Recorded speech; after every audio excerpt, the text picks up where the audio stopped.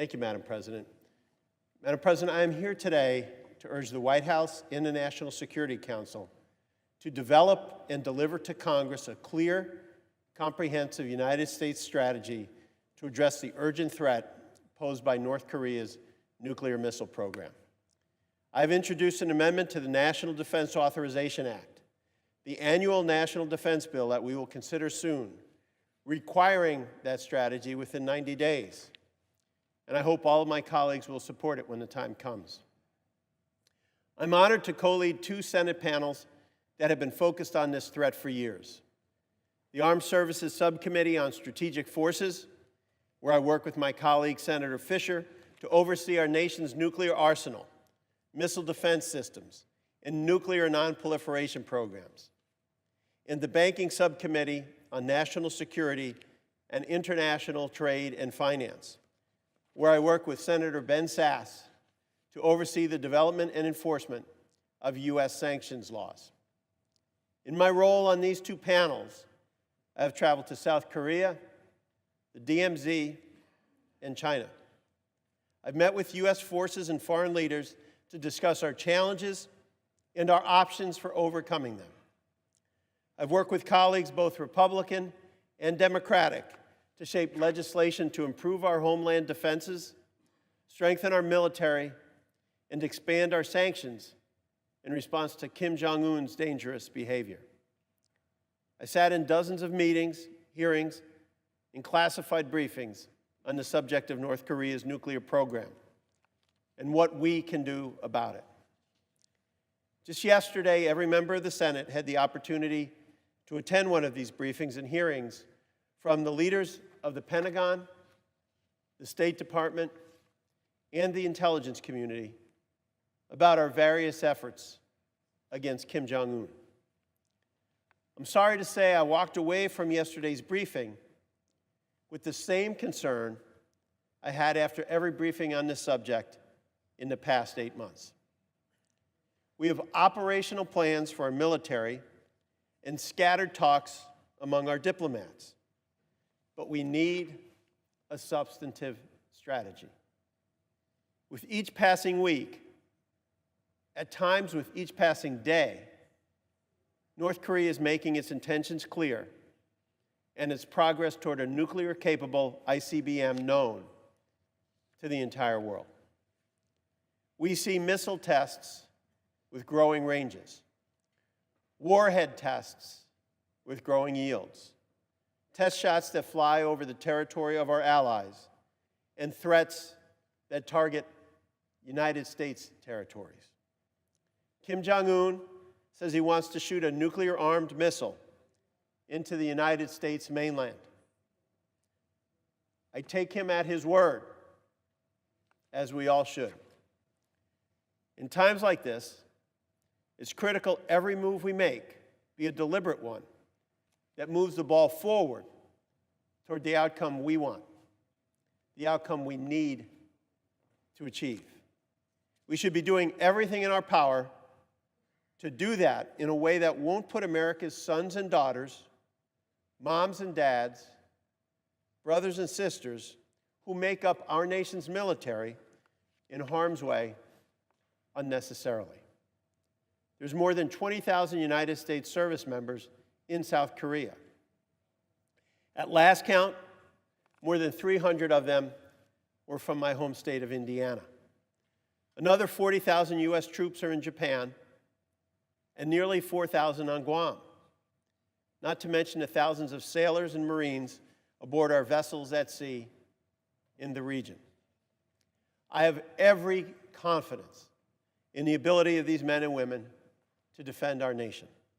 But we owe it to them to make every appropriate effort to end this conflict in a way that doesn't unnecessarily put their lives at risk. We talk a lot about a whole-of-government effort. That's not what we're seeing right now when it comes to our response to North Korea.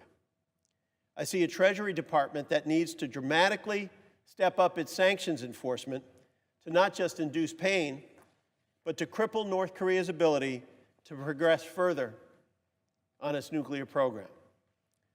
I see a diplomatic corps grappling with the top national security priority in the Pacific, bar none, lacking the resources, the guidance, and the backing from Washington to do their jobs. I see a United States Embassy in Seoul with no ambassador. I see a State Department without key positions filled in various areas, including arms control, non-proliferation, and Asian affairs. I see a Defense Department without an Assistant Secretary for Strategy, Plans, and Capabilities, or for that matter, an Assistant Secretary for Asian and Pacific Security Affairs. We can do better, and we must do better. This is not a partisan critique. It is not fear-mongering. It is not a call to arms. This is my effort to speak on this floor before my colleagues and the country, a request we have all made to the White House many, many times. Give us a strategy on North Korea and let our country unite behind it. The country is looking for leadership on this. The world is looking for leadership. Let's define our objectives based on the best interest and safety of our country and our allies and develop our strategy to achieve it. Let us work together across departments and agencies, across branches of government, and across party lines to get there. This is way too important to not do that. No more mixed messages. No more bluster. We have to act. And we can't afford to waste our efforts in chaos and disarray. We have to continue improving our missile defenses and be prepared to use them to protect our territory, the territory of our allies, and all of our people. We have to sanction Chinese banks that do business with North Korea. We have to cut off the lifelines of the Kim regime, including oil supplies and foreign currency, not to topple the government, but to eliminate their ability to continue down this murderous path. We have to be doing far, far more to get our partners in the region to do more, allies and competitors alike, in service of a goal that we all share. There is ample support for all of these efforts in Congress.